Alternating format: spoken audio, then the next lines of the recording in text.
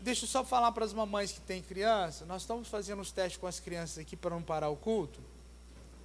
Você vai ver que vai passear uns bonecos, parece aqueles negócios lá de Recife, que eu não sei o nome daquilo, lá.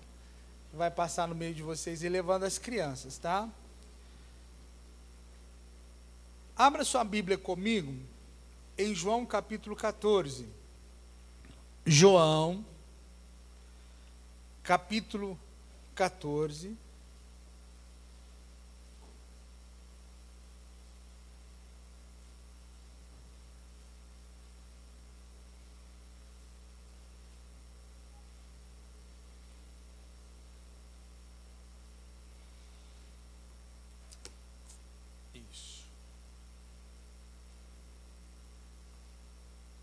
Acharam aí? Então, vamos a partir do versículo 16. Diz assim: Eu rogarei ao Pai, e Ele vos dará outro Consolador, para que esteja convosco para sempre, o Espírito da verdade, que o mundo não pode receber, porque não o vê nem o conhece. Mas vós o conheceis, pois habita convosco e estará em vós. Não vos deixarei órfãos, virei para vós. Ainda um pouco, e o mundo não me verá mais. Mas vós me vereis, porque eu vivo, vós também vivereis. Naquele dia conhecereis que estou em meu Pai, e vós em mim, e eu em vós. Aquele que tem os meus mandamentos e os guarda, esse é o que me ama. E quem me ama será amado de meu Pai. E eu também o amarei e me manifestarei a ele. Agora vá comigo em João capítulo 16, do ladinho aí.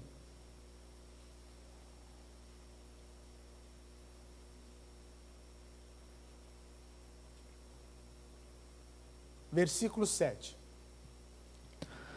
Todavia, digo-vos a verdade, convém que eu vá, porque se eu não for, o Paráclito, é a palavra grega, o Consolador, o Auxiliador, não virá para vós, mas se eu for, eu o enviarei. Quando ele vier, quando o Espírito Santo, o Consolador, o Ajudador, quando ele vier, ele convencerá o mundo de 3 coisas: do pecado, da justiça e do juízo.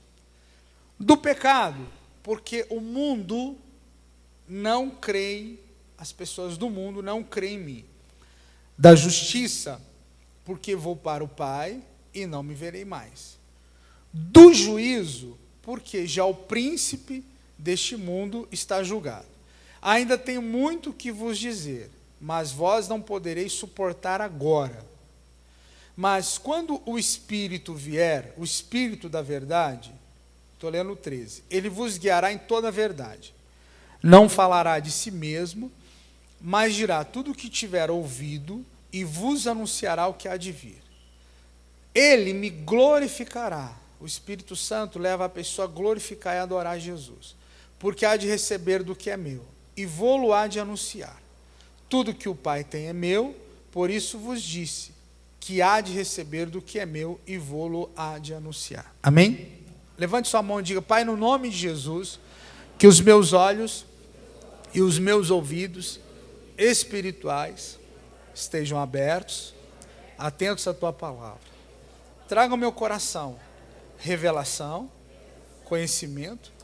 Traga ao meu coração clareza dos sonhos, dos alvos, dos propósitos, dos planos do Senhor para a minha vida, no nome de Jesus.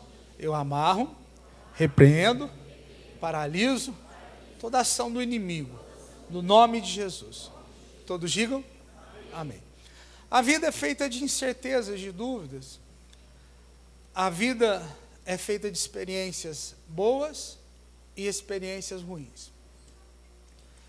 Eu tenho uma palavra que eu digo que existem 3 tipos de pessoas, nós podemos dizer em qualquer lugar, no mundo, na família, na empresa, na igreja, na escola, na faculdade. Quais são elas? Número 1, nós temos os tolos. É uma forma mais educada e fina de dizer burro, que a Bíblia fala sobre os tolos. Segundo, nós temos as pessoas inteligentes. que são as pessoas que aprendem com experiências ruins. Terceiro, nós temos os sábios, que são aqueles que aprendem através do conhecimento, são aqueles que aprendem através da observação e do estudo. Todos nós, em momentos da nossa vida, nós podemos ser, é uma escada de 3 degraus para você entender. Nós podemos ser tolos, decisões erradas, palavras erradas, prejuízo. Todos nós. Isso é inevitável. Amém? Segundo, todos nós podemos subir para um segundo degrau. Sermos pessoas inteligentes, que através de decisões erradas, experiências ruins ou experiências boas, nós possamos aprender com aquilo. Mas são poucos que são sábios, que chegaram a esse patamar. Por quê? Porque do primeiro para o segundo não é muito difícil, mas do segundo para o terceiro leva uma vida toda, para você poder entender. Então Jesus, sabendo a complexidade do ser humano, o ser humano é muito difícil, é muito complexo. Você lidar com pessoas é difícil demais, gente. Eu sei disso. E parece que alguns, e eu vou falar agora de líderes, por exemplo. O que é um líder? Um pai é um líder, uma mãe é um líder. O funcionário da empresa, ele é um líder na sua área, na sua função. Qualquer pessoa que nasceu em pouco, em menor ou em maior grau, ele tem uma liderança. Uma mãe, ela tem que cuidar do seu filho, ou dos seus filhos, da sua casa, do seu marido. Um pai, ele tem que cuidar dos seus filhos, da sua casa, da sua esposa, do seu trabalho, dos seus compromissos. Então, nós sempre estamos liderando. Funciona mais ou menos assim a nossa vida. Ok. E a primeira liderança que nós temos é a liderança da nossa vida, das nossas escolhas e das nossas decisões. Toda escolha, toda decisão, toda palavra, ela vai refletir em menor ou em maior grau na família e na comunidade a qual nós vivemos, porque o ser humano foi criado para viver em sociedade. Amém? Então, toda palavra, toda decisão, toda atitude, ela vai refletir. Aí eu vou voltar no que eu falei sobre a questão de finanças. A dificuldade maior de um líder, e eu vou ousar dizer, de Deus, é convencer a pessoa de que ela precisa de mudança. É convencer a pessoa de que determinadas coisas, cedo ou tarde, vão refletir na vida, na casa, na família, na sua descendência, na sua geração.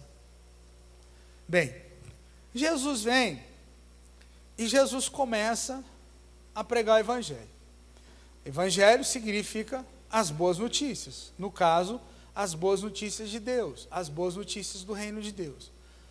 Quais são essas boas notícias?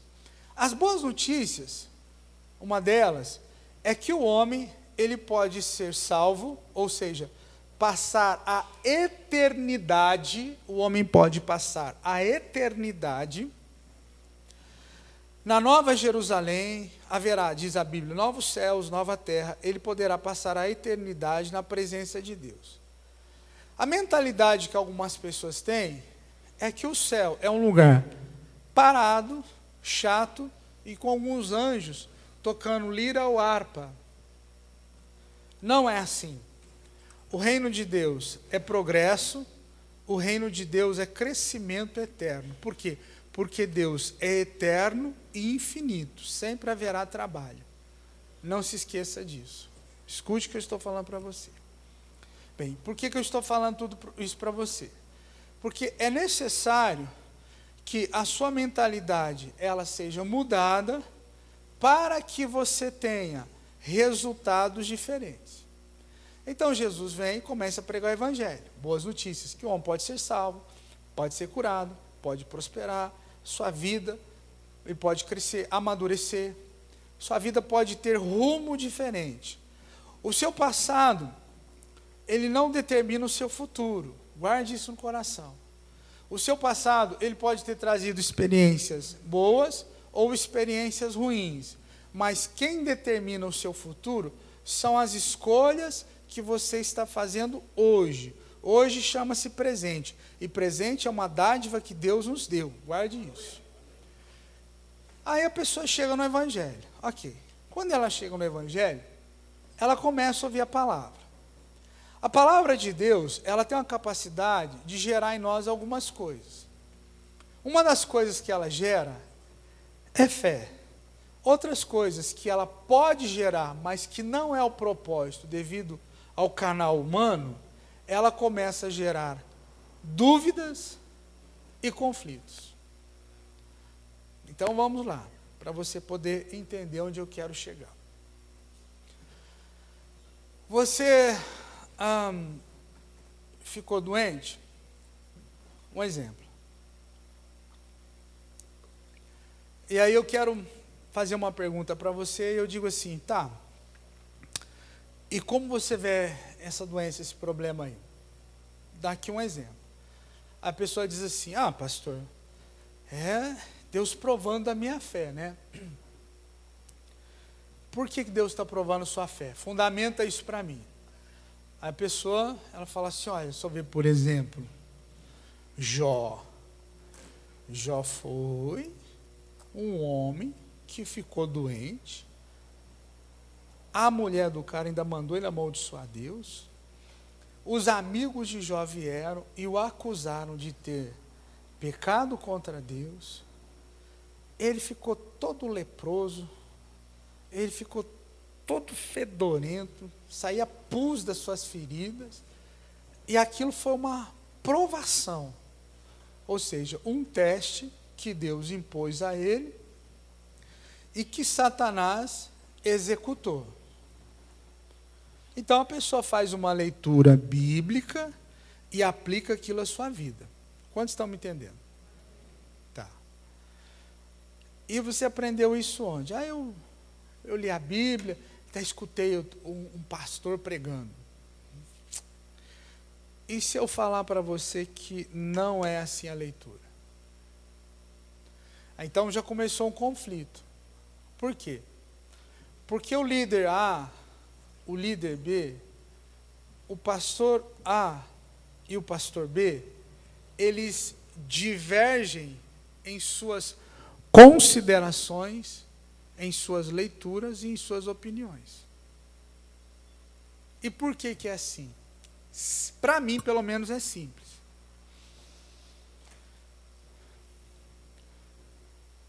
Quantos são pais aqui, papai e mamãe? Você já ouviu essa frase assim, ó? Mãe, deixa eu ir em tal lugar. Que lugar é esse, minha filha? Vai ter uma festa, não sei o quê, e não sei o quê, não sei o quê, não sei o quê. Não, você vai não. Mãe, mas a fulana vai. A fulana é a prima, a qual a sua irmã, o seu irmão é o tio. Mas o tio, a tia vai deixar a fulana aí, mãe. Não, mas você não vai. Mãe, mas não tem nada a ver. Todo mundo vai nessa festa, mas você não é todo mundo. Há esse tipo de divergência? Sim ou não? Normal. A minha pergunta é, quem está certo? Ou, quem está errado? Vamos supor que seja apenas uma festa de aniversário, nada demais, não sei o que e tal, tal, tal. E a senhora ou o senhor fala assim, não, você não vai, porque nós já combinamos de sair junto para jantar. Nada demais. Nada demais em sair junto para jantar, nada demais uma festa de aniversário da família, de amigo, enfim. Amém? Quem está certo e quem está errado? Então, as opiniões podem divergir. Isso não significa que há está certo e B está errado, ou vice-versa. Aonde está então o segredo? O segredo é a qual família você pertence e quem você ouve. Vou falar de novo. O segredo é a qual família você pertence e quem você ouve. Deu para entender, sim ou não? Ótimo. Vamos supor que essa mesma filha, ou esse mesmo filho, ele fala assim: mãe, eu quero praticar Muay Thai. A senhora é mãe, não tem muito... Que é isso, minha filha? Você vai matar quem? Como é que funciona esse negócio? Não, mãe, é uma luta que abriu ali numa academia, e é perto de casa aqui, 3, 4. Você vai lutar? Não, minha filha. Esse negócio de luta não é para mulher, não. Você é uma moça. Você tem que fazer as unhas, botar a saia bonita, se cuidar. Vai que uma hora aparece um príncipe, você está lá. Você vai bater no cara. Não, mãe. Eu quero praticar um esporte, alguma coisa. Quantos estão entendendo o que eu estou falando? Está errado ou está certo? As opiniões sempre vão divergir nas empresas, nas famílias e, consequentemente, nas igrejas. Então, onde está o diferencial? Volto a repetir. O diferencial é a qual família você pertence e quem você ouve. Por mais que um tio, um avô ou uma avó tenha um nível de autoridade sobre os seus sobrinhos ou sobre os seus netos, eles não são pai e mãe. Ok. E aí a pessoa, ela vem com essa mentalidade para o Evangelho. E ela traz algumas heranças que nós trazemos. Nós trazemos uma herança genética, nós trazemos uma herança familiar, que são costumes de família, e nós trazemos uma herança espiritual. Porém, quando você chega naquela igreja, quando você chega naquela comunidade evangélica, quando você chega ali, muitas coisas serão de grande proveito, de grande benefício para aquela igreja, para aquela comunidade, para aquela cidade, para aquela rua, para aquela casa, para aquela família, para aquela empresa, para aquela escola, para aqueles amigos. Muitas coisas serão boas, nem tudo é ruim. Amém? Mas muitas coisas precisam ser o quê? Diga, mudadas. É aí que entra o problema.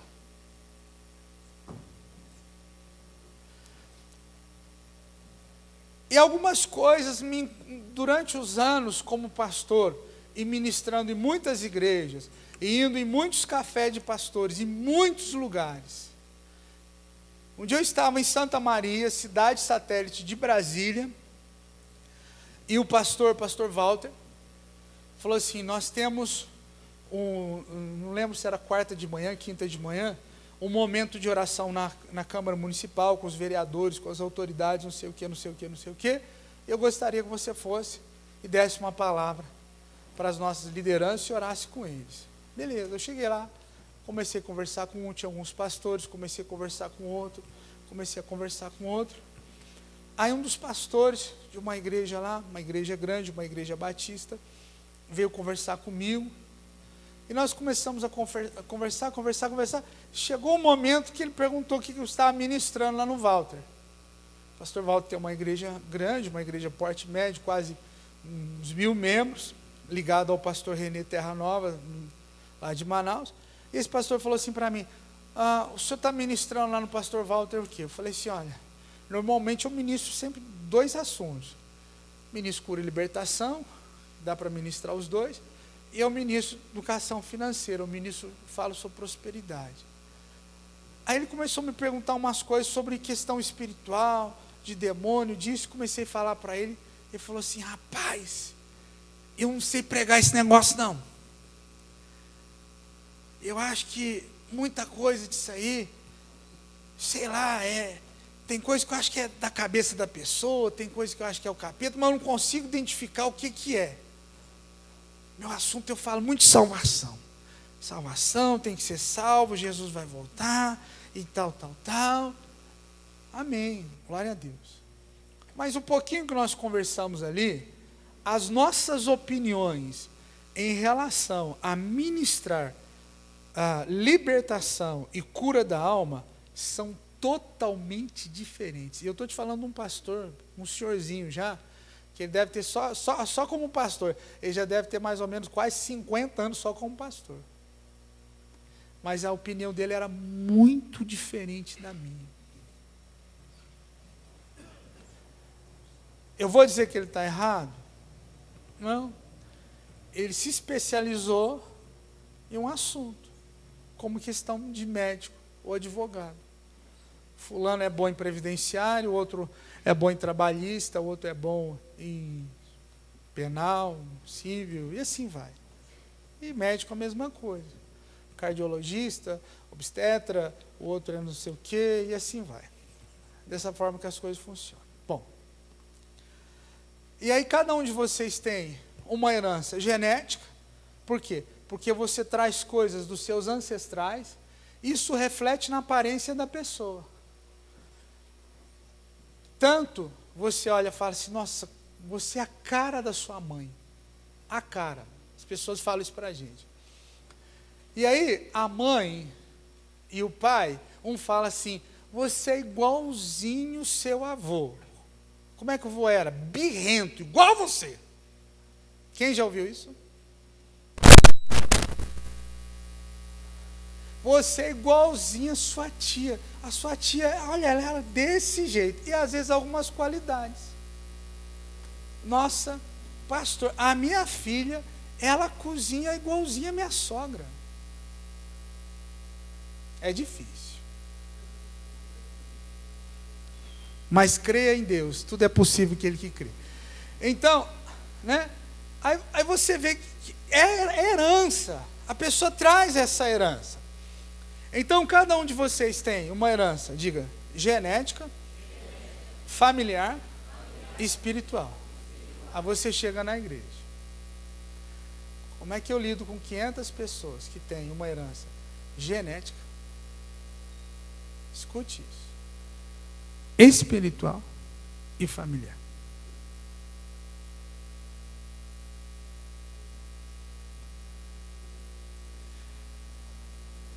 Então, Deus precisa que você cresça. Então, vou voltar aqui. Diga comigo, tolos, inteligentes e sábios. Vamos de novo. Fala alto aí. Ótimo. Só que para você crescer, vai doer. Quanto? Muito. Durante quanto tempo? Durante sua existência na Terra.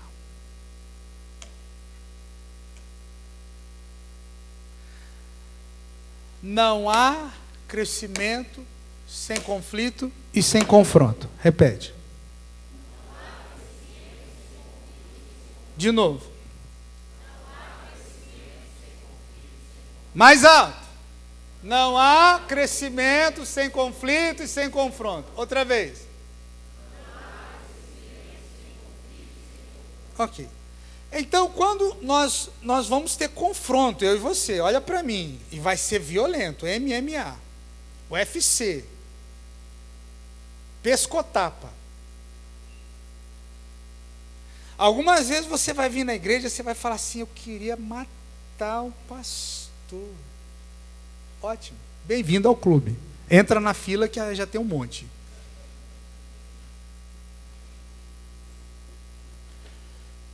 A única forma, a Bíblia diz que a única forma de tirar a tolice do menino, em Provérbios, ou a burrice da criança, qual é? A cinta? Não, a Bíblia diz a vara. Vou dizer para você, Deus diz na sua palavra que a única maneira de você tirar a burrice da criança é batendo nela. Amém? Aí vem a lei do quê? A lei do quê? Porque quer que a criança continue o quê? Desculpa, não estou falando de vocês, amém? Está cheio de gente dentro das igrejas burras, porque se o pastor dá uma bronca, eu piso mais desta igreja. Vá plantar batata, vá procurar seu pai, caminhão que você caiu. É a única forma. Não tem como uma pessoa crescer sem dor. Repete isso. Pastor, isso quer dizer que eu, um adulto de 40 anos, tenho que apanhar? Sim.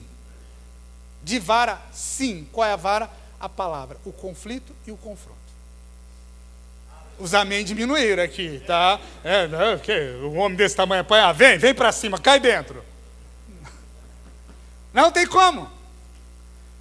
Não tem jeito. Não tem outra possibilidade. Não foi eu que disse, gente. Foi Deus.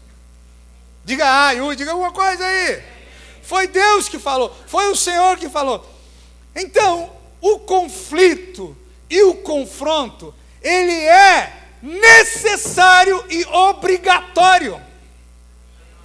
Consegue entender sim ou não?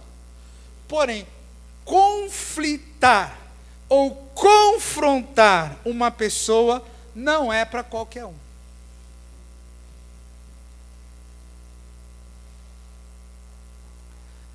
Aí,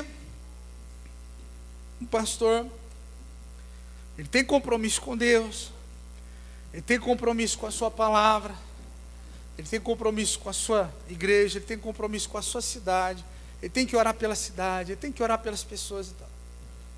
Mas ele observa que algumas coisas estão erradas na sua comunidade. Quando eu digo comunidade, eu estou falando da cidade, da região, do estado, do país. Ótimo. Então, ele faz um diagnóstico, um prognóstico, como você queira, e ele diz assim: eu preciso corrigir algumas coisas que estão erradas. Então ele vê que na família, isso aqui está errado. Nas finanças, isso aqui está errado. No relacionamento entre pessoas, está errado. Nas alianças, nos comprometimentos, está errado. Então eu preciso corrigir isso. Só que a pessoa, ela nasceu, ela cresceu, alguns têm 15 anos, outros têm 18, outros têm 20, têm 30, têm 40, têm 50, têm 60, e ela vem fazendo coisas durante muitos anos. Decisões, escolhas, algumas boas, outras ruins, e a gente vai tentar melhorar aquilo que é bom e corrigir aquilo que está errado. Amém? Agora, para corrigir o que está errado, o que acontece? Confronto. E quando nós somos confrontados, não sei você, mas para mim, que já fui muitas e muitas vezes e sou até hoje. Eu falei domingo passado, o Paulo estava pregando aqui, Paulo Leiroz, que é um dos meus discipuladores, eu tenho dois, tem o Jair em Santa Catarina e o Paulo aqui em Bandeirantes do Paraná. Eu e o Paulo já discutimos, lógico, uma discussão, logicamente, com respeito. Educação, pelo menos, eu aprendi. Então, nós já discutimos, nós já brigamos por situações, as quais eu queria tomar decisões, fazer coisas, ele falou para mim que não, e acabou. E eu contra-argumentei, e ele falou: Paulo, não. E não teve conversa. E o que o senhor fez, pastor? Não tem escolha. Ou eu obedeço, Deus me abençoa, e aí eu coloquei toda a responsabilidade sobre ele, falei: então tá bom, eu vou fazer, mas se der errado, você é culpado. Eu torcendo para dar errado. Verdade, estou sendo sincero. E deu certo. Falei: caramba, você vê como é que é obedecer? Deus desentorta a coisa.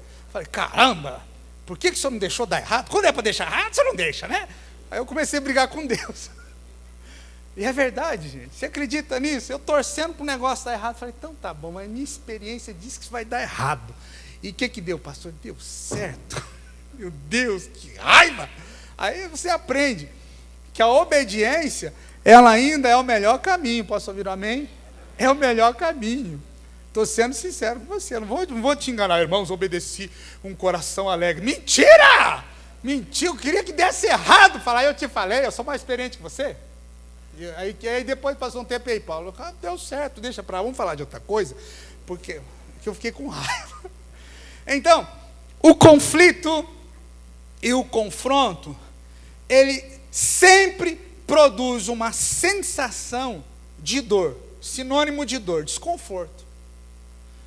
O conflito e o confronto, ele tem como propósito tirar você de uma zona de segurança ou de proteção.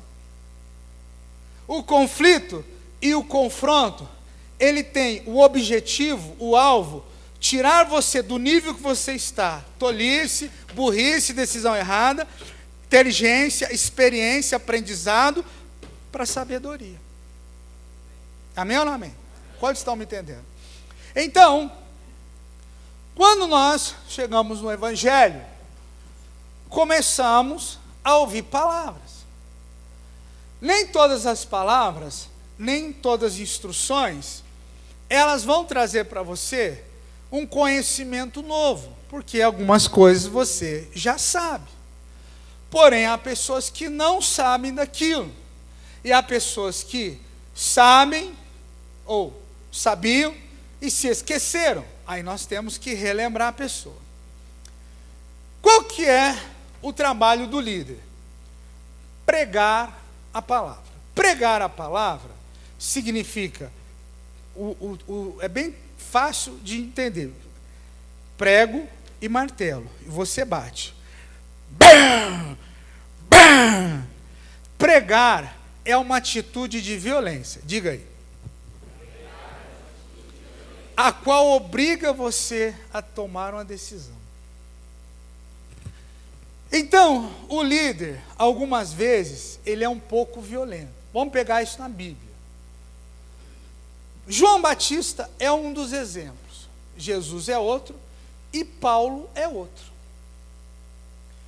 Que eram homens que eles não tinham, como diz os argentinos, papa na língua, batata quente na boca. Então, pregar é uma atitude de violência. João Batista, ele chamava as pessoas de raça de víboras. Cobras venenosas, algumas traduções dizem. Você receber um apelido de cobra, ainda hoje, nossa, fulano é uma cobra, Deus me livre, é um apelido bom? Sim ou não? Não, mas era a mensagem de João. Ele dizia, raça de víboras, quem ensinou vocês que escaparão da ira vindoura? Quem foi que disse isso? Jesus vem e ele fala assim, toda planta que meu pai não plantou será arrancada e lançada no fogo. Ele está se referindo ao fogo do inferno, ao lago de fogo que arde com enxofre.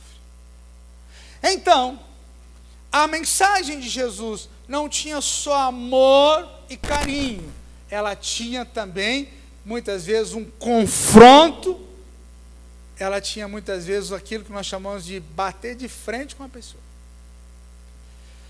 Aí o que acontece conosco? Nós chegamos no Evangelho e nós começamos a ser confrontados.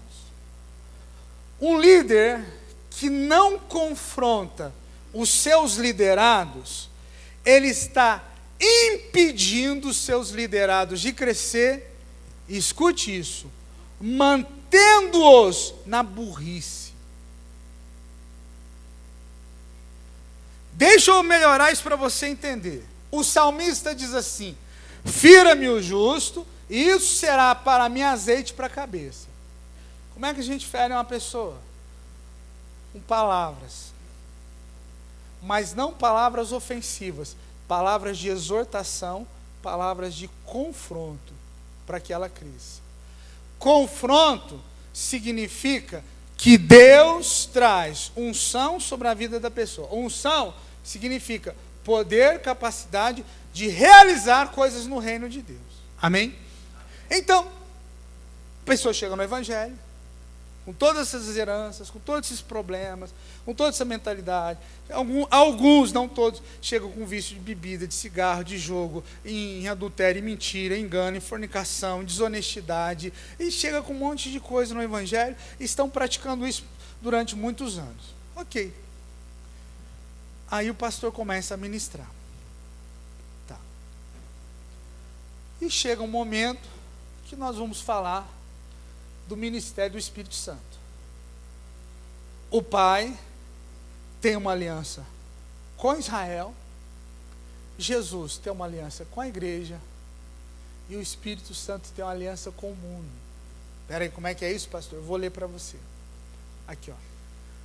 Quando ele vier, convencerá o mundo do pecado, da justiça e do juízo. Estou eu na comunidade Alcance de Maringá pregando.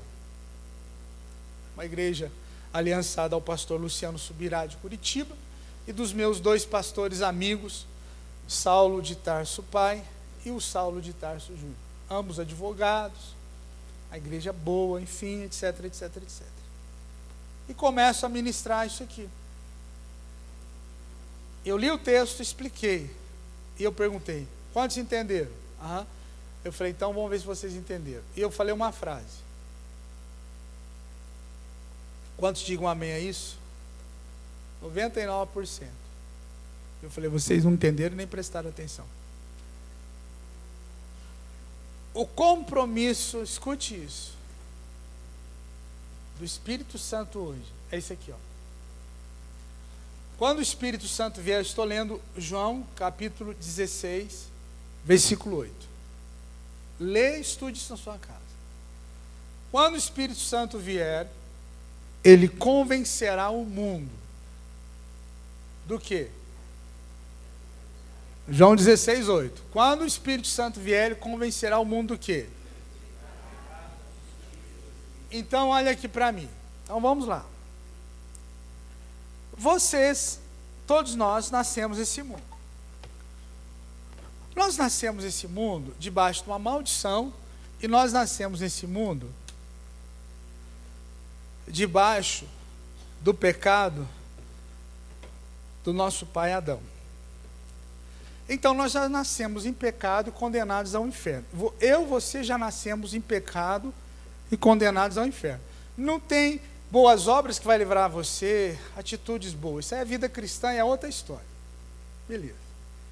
Então nós somos chamados de pessoas mundanas. Ah, fulano é mundano. Já ouviram essa frase? Sim ou não? Na igreja a gente fala que o irmão ou é mundano, ou é carnal, ou é muito espiritual. Ou então a gente fala assim, ele é muito de Deus. É como você falar que o cara é muito homem. Não, ele é muito homem. Mas enfim. Bom, eu nasci já condenado ao inferno. Todos nós. Isso não tem escapatória. Beleza. E nós vivemos nesse mundo. O que eu preciso fazer para ir ao inferno? Nada, só continuar vivendo sua vida normal, trabalho, estudo, seja quem você queira. Você morreu, você vai para o inferno. Porque nós já nascemos condenados. Mas, pastor, a culpa não é minha, nem minha. É de Adão. Briga com ele depois.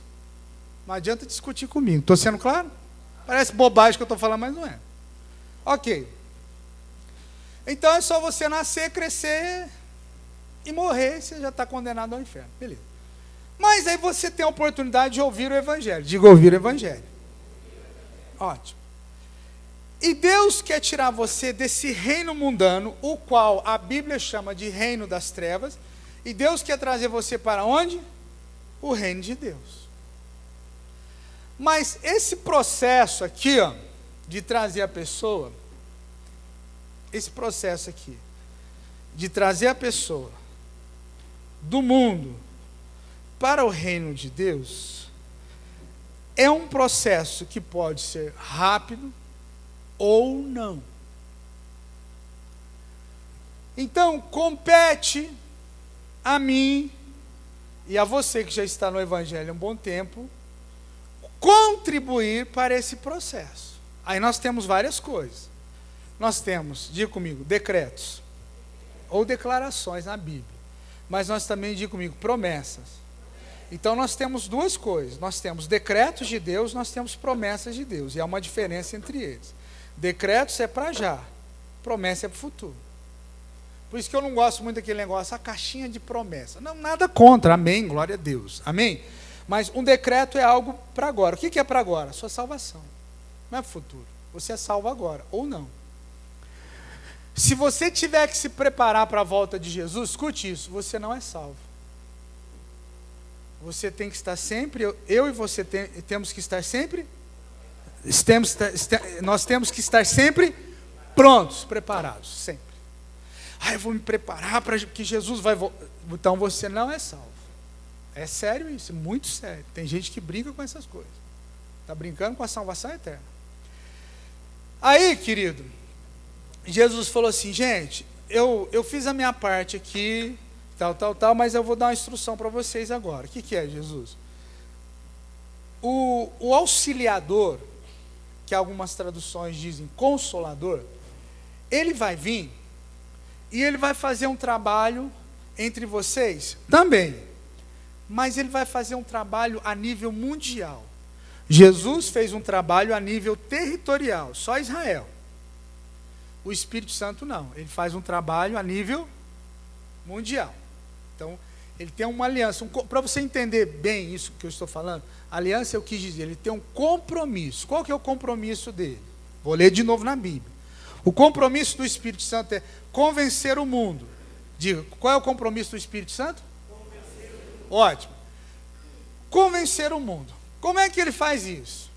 Então, essa pessoa aqui, seja seu pai, sua mãe, seu filho, sua filha, seu vizinho, seu patrão, seu empregado, seu conhecido, o mendigo, o padeiro, essa pessoa, ela precisa ser convencida pelo Espírito Santo. Amém? Então o Espírito Santo olha para ela e fala assim, eu vou te convencer, olha, você precisa de Jesus, e tal. Não é assim que funciona. Não. O Espírito Santo precisa usar o instrumento humano. Então, o Espírito Santo, guarda o que eu vou te dizer. Deus é Espírito e nós somos a sua carne. Repita aí. Então você precisa pregar o Evangelho para essa pessoa. Os princípios são eternos, as estratégias são diferentes. Então eu vou pregar o Evangelho como? No rádio, diga amém. Na televisão, diga amém. Hoje, nas redes sociais, amém. Num panfleto, num convite, eu preciso falar de Jesus para essa pessoa, amém? A pergunta é, quem irá convencê-la? Ótimo. Então eu vou perguntar de novo, quem irá convencê-la? Então você está entendendo que essa pessoa é uma pessoa mundana. Ela está vivendo a vida dela, ela até acredita em Deus, mas crer e ter são duas coisas diferentes. Eu acredito que os bancos da cidade estão cheios de dinheiro, mas o dinheiro não é meu. Crer não significa que você vai ter.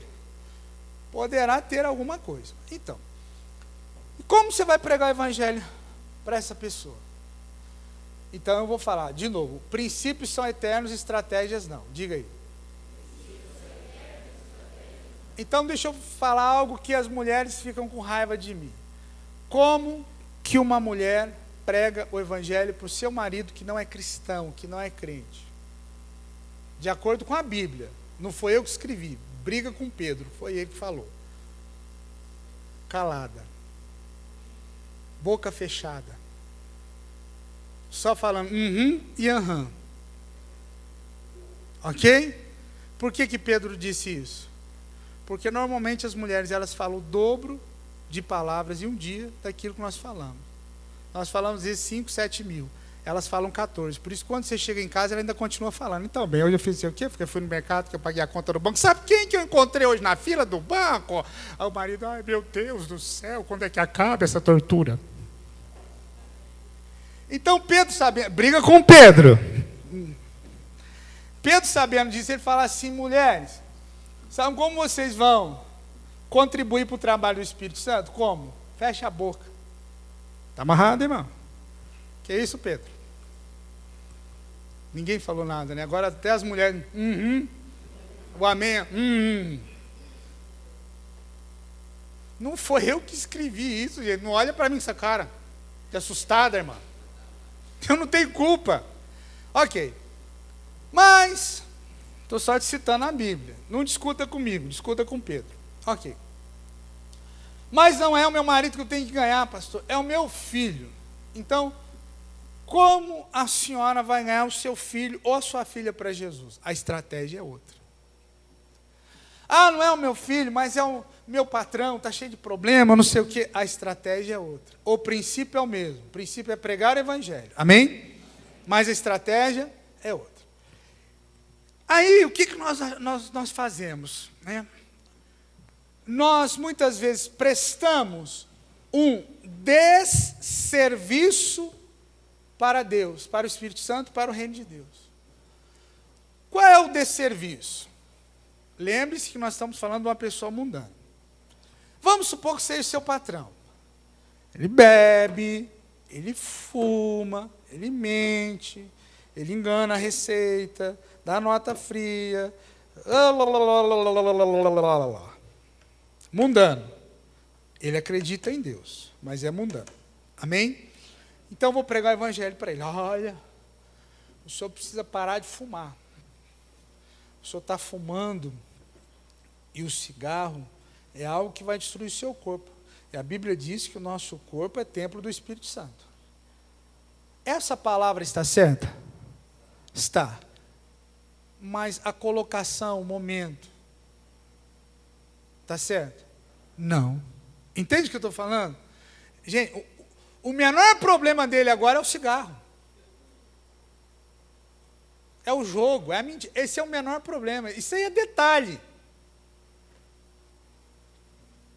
Vamos ler? 8. Quando o Espírito Santo vier, ele vai convencer o quê? O mundo. O mundano. Do quê? Diga, do pecado. Diga, do pecado. Outra vez. Outra vez. Qual? Qual o pecado?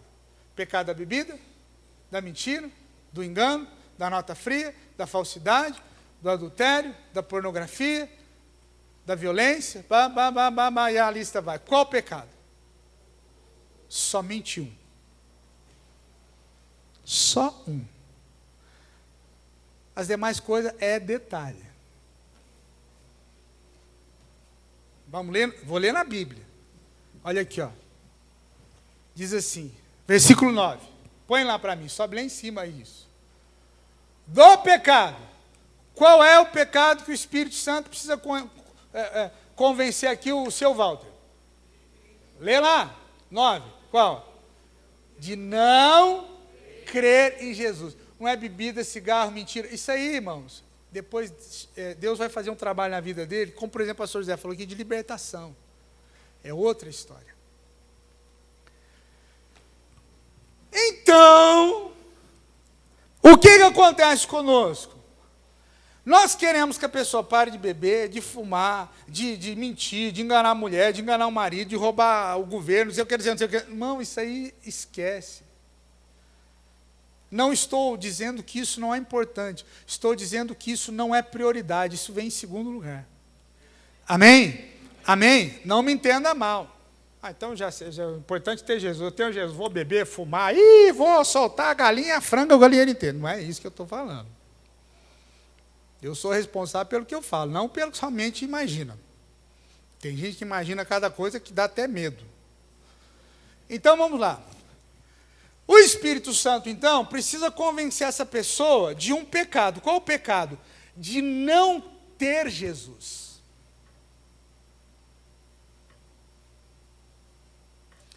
De não crer em Jesus. Amém?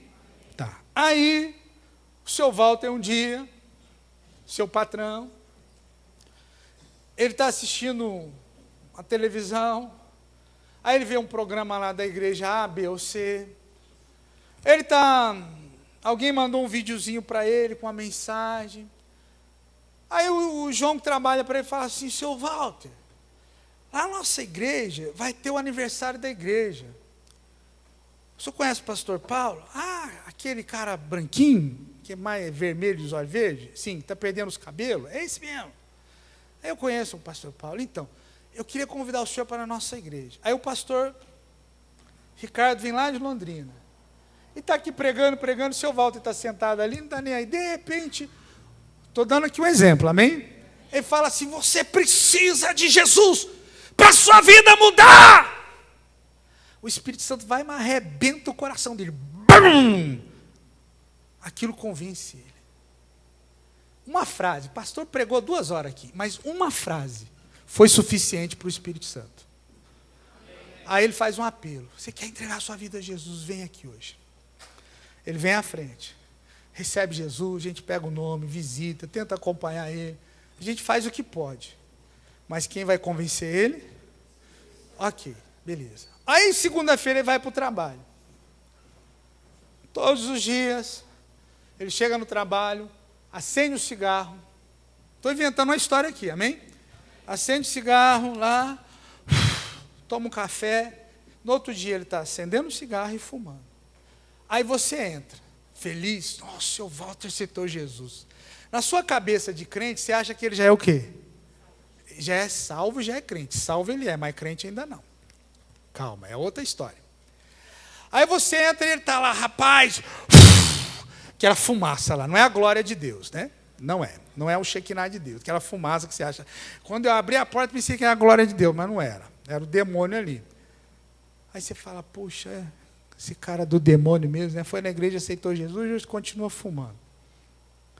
Salvação é uma coisa, libertação é outra.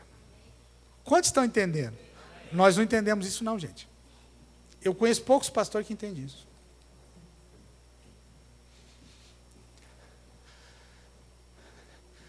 Esse processo que nós chamamos de libertação, eu vou melhorar para você, te dar um termo bem bíblico. É um processo de santificação.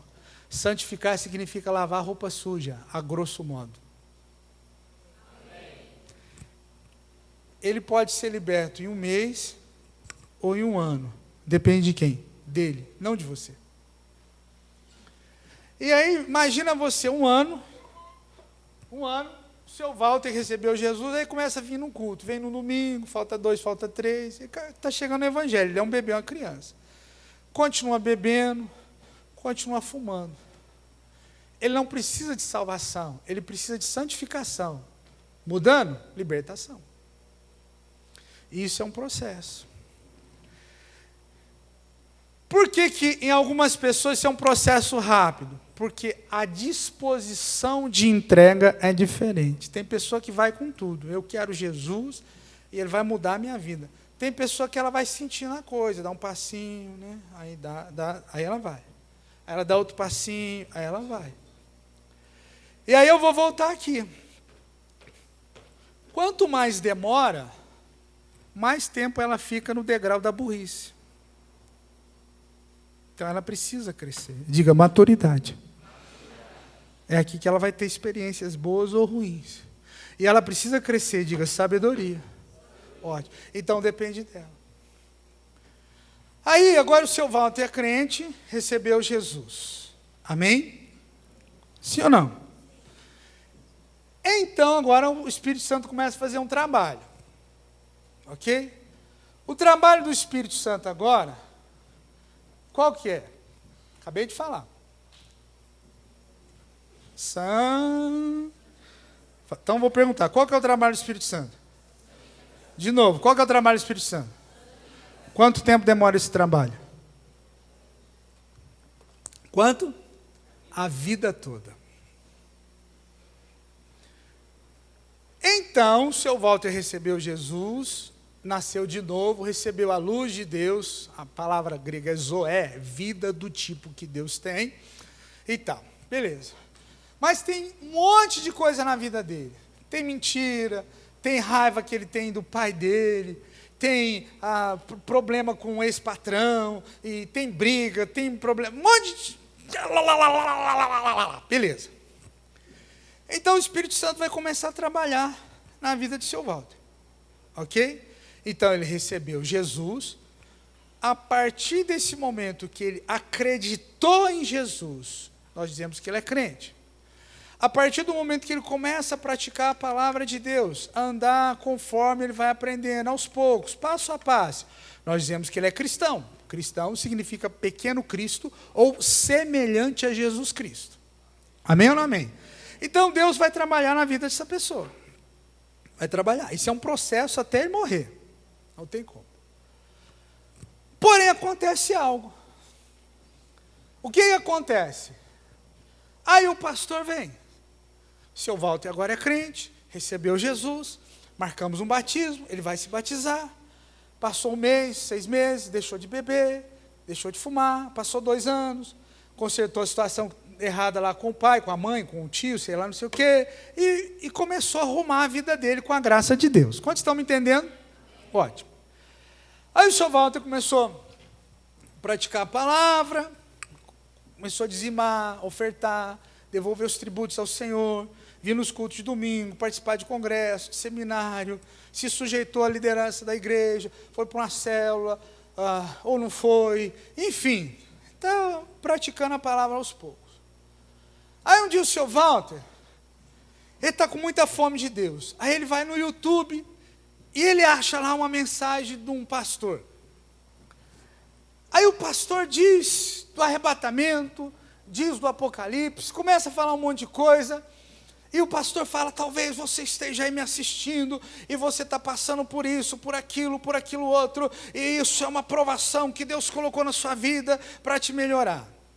O que acontece com o seu Walter? Ele está há 6 meses na igreja, está 1 ano. Ele ainda não entendeu o evangelho direito, ele é uma criança espiritual, amém?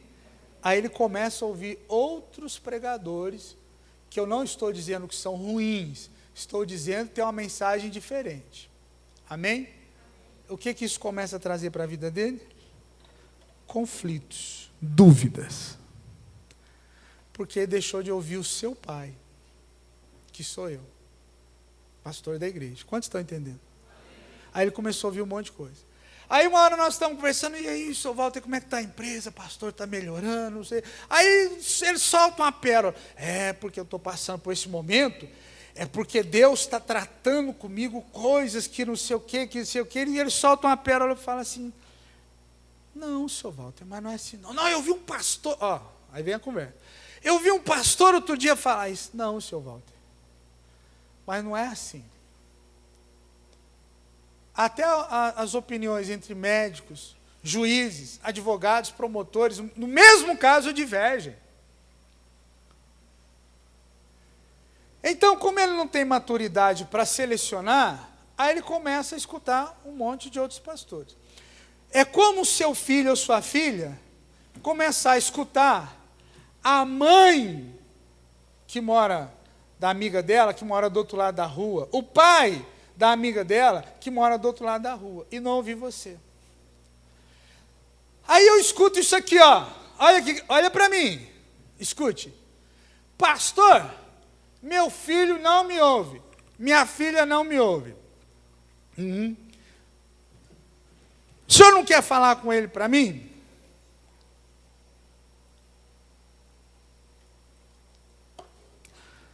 Bem-vindo ao clube.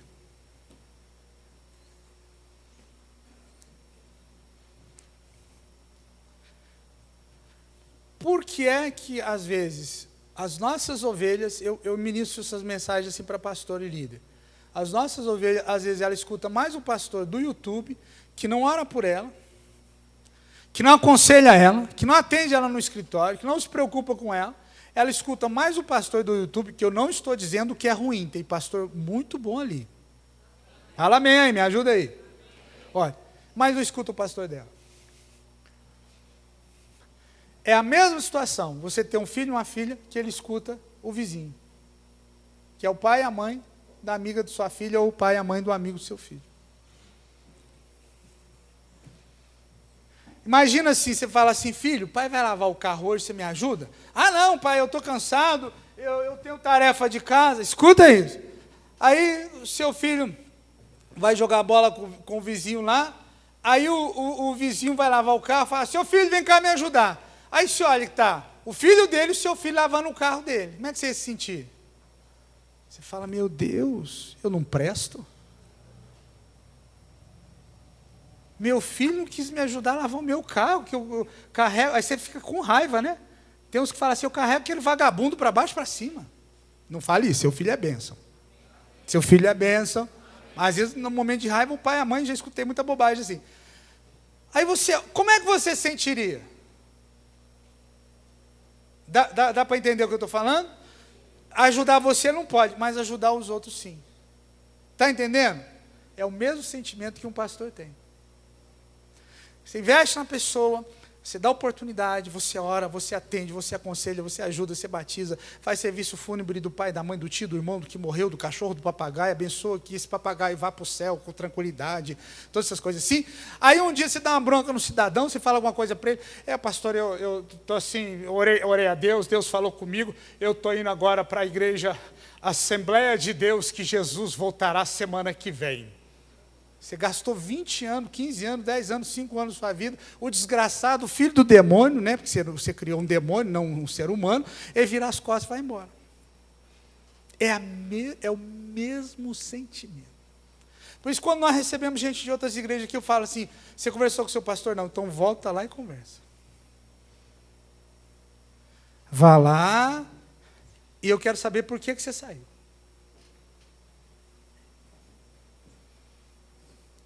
Eu não quero contribuir para a desgraça de um outro irmão que está na mesma posição que eu.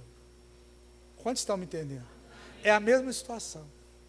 E aí, você fala assim, seu Walter, eu vou dar uma dica para o senhor de pregadores que o senhor pode ouvir. Escreve aí. Joyce Meyer, eu vou dando os pregadores que eu conheço que são homens e mulheres sérias. Amém? Esse dia eu estava ouvindo o testemunho da Joyce. Ela separou do primeiro marido dela, ela contando o que o cara fazia. Transformação, se você quiser assistir lá, Joyce Meyer, transformação da mente 1, depois 2, 3. Que desgraça, que cara miserável. Aí eu falo, senhor Valton, o senhor escuta Joyce Meyer, o senhor escuta fulano de tal, vou dando alguns pregadores, o senhor fala em inglês, espanhol, tá? Aí eu falo até russo, então eu vou dar para o senhor aqui, fulano. Escuta isso aí. Fora isso, pastor, fora isso mais ninguém. Por quê? Porque eu sei que tem uma cambada aí que não vale um centavo. Aí, querido, preste atenção que eu já vou encerrar. Pode fechar sua Bíblia, os meninos já podem subir aqui que eu vou encerrar. Aí, eu preciso, escute isso, eu preciso agora trabalhar com o seu Walter para que haja uma mudança de mentalidade. Então eu vou falar assim, olha, seu Walter, a Bíblia fala assim, que o senhor tem que dizimar e ofertar. Beleza. A Bíblia fala assim, que o senhor tem que perdoar aquela pessoa que machucou o senhor. Eu já contei esse caso aqui, acho que, não sei se deu centenas, mas dezenas de vezes. Então imagina assim, eu sentado na minha cadeira, na minha mesa, no meu escritório ali, atendo um casal, o camarada criava peixe, não sei o quê, bem de vida, tal, e um dia traiu a mulher. Aí a mulher vem com o marido na igreja, termina o culto, entra no meu escritório e quer conversar comigo. Aí ela diz que o marido traiu ela, que não sei o quê, aconteceu isso, aconteceu aquilo.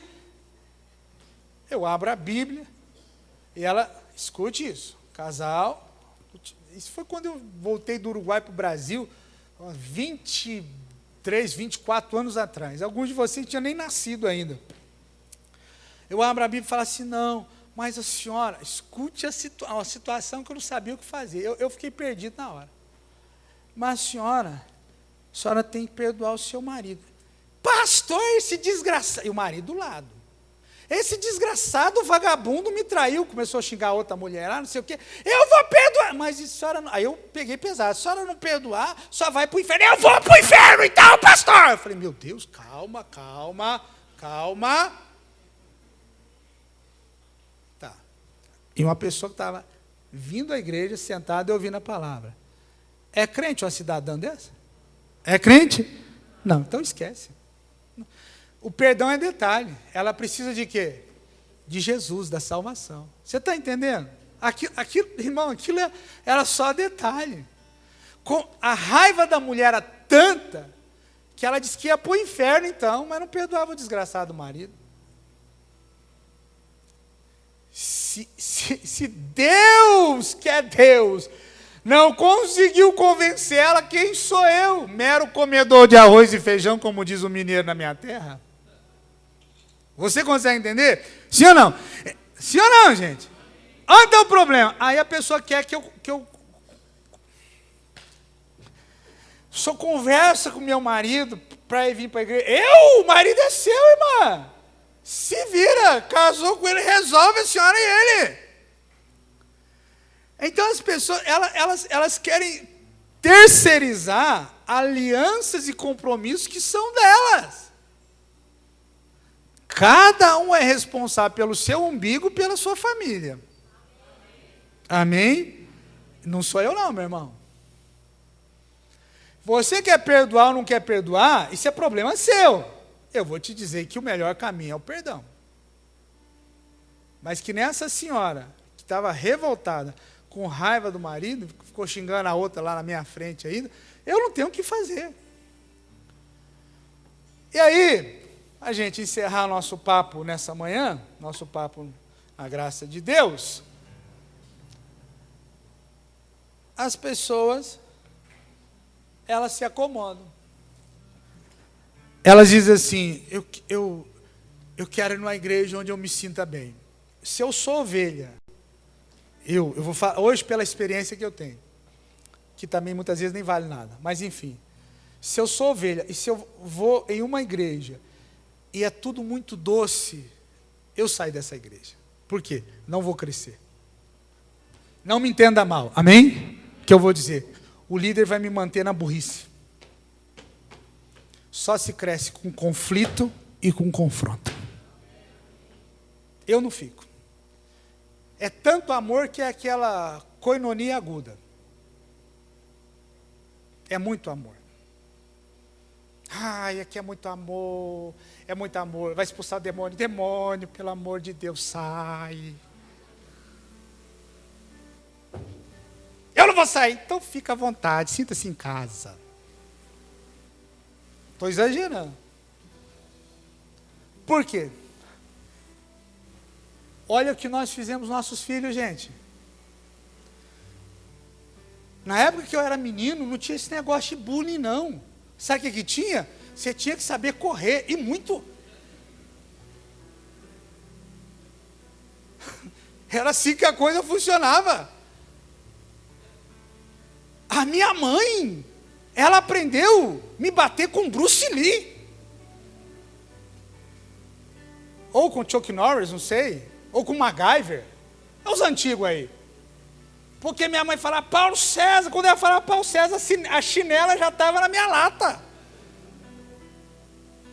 Hoje eu vejo as crianças batendo na cara dos pais, xingando não sei o quê. Meu filho, é os irmãos pamonha. Meu filho, pelo amor de Deus, não faz isso. Ah, papai vai te bater. Mas eu... Não faz perto de mim, que eu bato em você.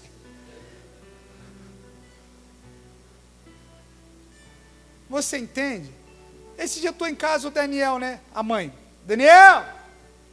Veio pôr a mesa para a mãe. Ele lá no iPad brincando. A mãe. Daniel, vem pôr a mesa. Já vou, mãe.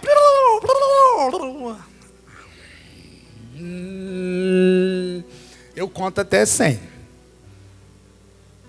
A mãe dele, terceira vez. Daniel, eu pulei de sofá, peguei o chinelo. Ele já... Meu pai, tô indo. Sistema em casa é bruto, irmão. Aí esses dias eu dei uma chinelada nele, ele riu. Falei, tá bom.